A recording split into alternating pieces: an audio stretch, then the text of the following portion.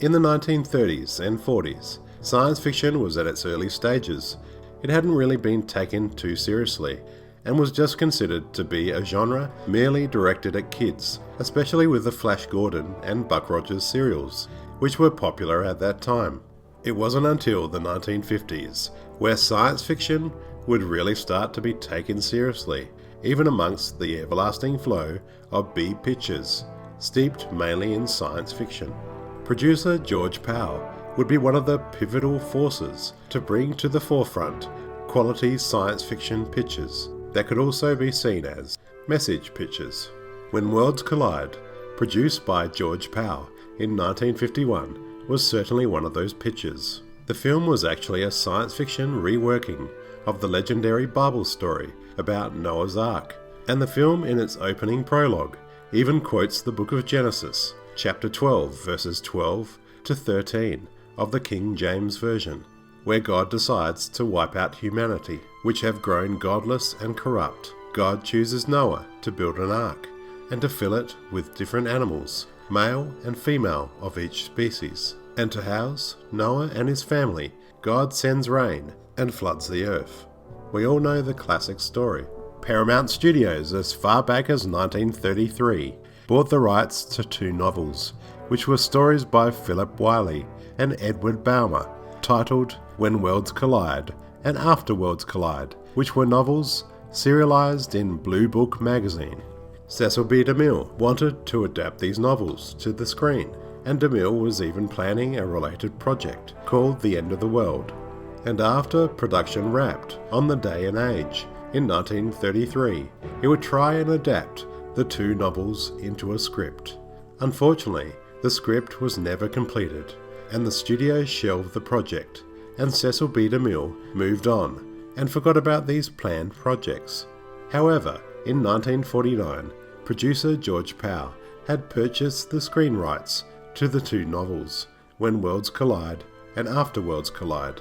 The film was originally going to be directed by Irvin Pitchell, who had just made the film The Great Rupert for George Pal, and was about to commence production on Pal's other film production, Destination Moon. Screenwriter Rip Van Ronkel, who wrote Destination Moon later that year in December, was hired to do a script titled after the first novel, When Worlds Collide. The basic plot was about a star and planet heading towards Earth, which would destroy the Earth. A small group of people must work frantically to build a rocket, which will guarantee the survival of the human race. They choose a select group of people to travel in the rocket to a new planet of Belus, the single planet of Zyra, to call home.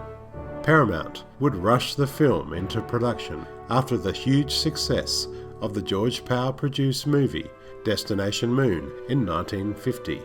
They would cast relative unknown Richard Gere in the lead as David Randall. Gere had mainly acted on Broadway and television. Douglas Fairbanks Jr.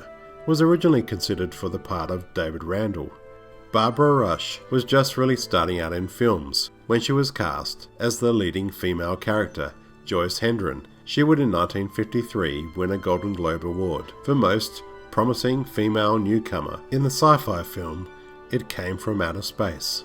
Larry Keating, well-known character actor, plays Dr. Cole Hendren. He was later best known for starring on The George Burns and Gracie Allen Show from 1953 to 1958, and for playing Roger Addison, the neighbour on Mr. Ed, a part he played from 1961 until his death in 1963.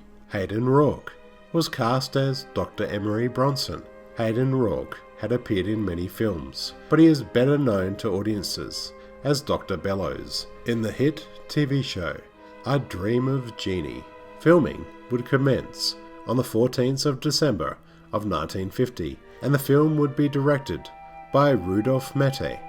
Maté was a known cinematographer for a number of years on various films and directed a number of B pictures, including the film noir DOA in 1949. He would remark about When Worlds Collide and say, "I tried to make the story as realistic as I could."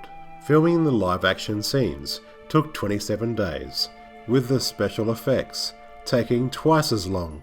The rocket is designed by space artist Chesley Bonestell. He also did some of the matte art in the film. The spaceship set was approximately 100 feet long and 30 feet wide. In When Worlds Collide, there is a shot of a volcano erupting where the side of the peak falls outward. This same shot was in fact used in other George Pal films, including The Time Machine and Atlantis, The Lost Continent. As with most sci-fi films released at this time, no one took When Worlds Collide seriously. Critic Bosley Crowther of the New York Times a year earlier praised George Pal for his prophetic epic, Destination Moon, said about When Worlds Collide in his review. This time the science soothsayer, whose forecasts have the virtue at least of being represented in provocative visual terms, offers rather cold comfort for those scholars who would string along with him. One of the worlds which he arranged to have collide is ours. He reported, except for a rustle of applause to salute a perfect pancake landing, the drowsy audience at the Globe, where the film opened yesterday, showed slight interest. It appeared skeptical and even bored. Mr. Pal barely gets us out there, but this time he doesn't bring us back. A number of critics would criticize the film's special effects and plot holes in the story. One critic would go on to say that the large number of plot defects are annoying and prevent this admirable effort from achieving top draw status. George Pal, a couple of years after When Worlds Collide's release, was planning to make a film version of the novel's sequel titled After Worlds Collide, which would depict the struggles of the surviving humans on Belus. But with the failure of his film Conquest of Space in 1955 and the declining health of an uncredited executive producer, his relationship with Paramount was pretty much over, and a sequel would never be made.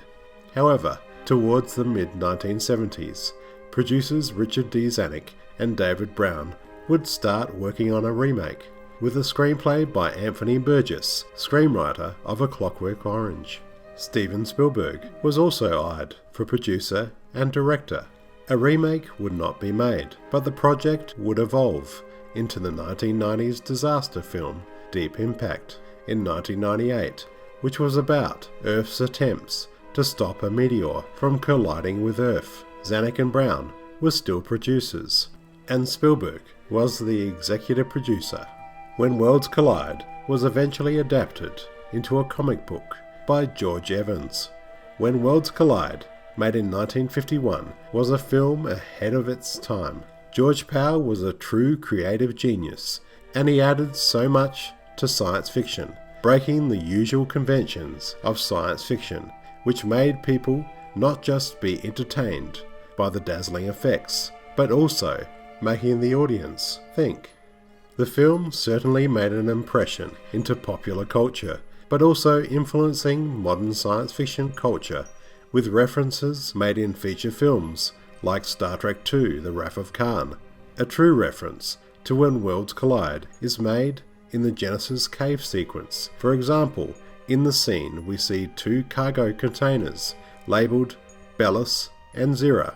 There is also a reference made in the 1997 film LA Confidential, where we see Jack Vincennes, played by Kevin Spacey, arrests a young actor on the night of the premiere of When Worlds Collide, where in the scene we see a movie marquee in the background with the words When Worlds Collide. The only problem here is that the film LA Confidential is set in Hollywood in 1953, 2 years after When Worlds Collide premiered. My name's Jonathan. Thanks for watching. If you enjoyed this video and like what you see on my channel, please subscribe, and if you would like to become a patron on my Patreon, click on the link below.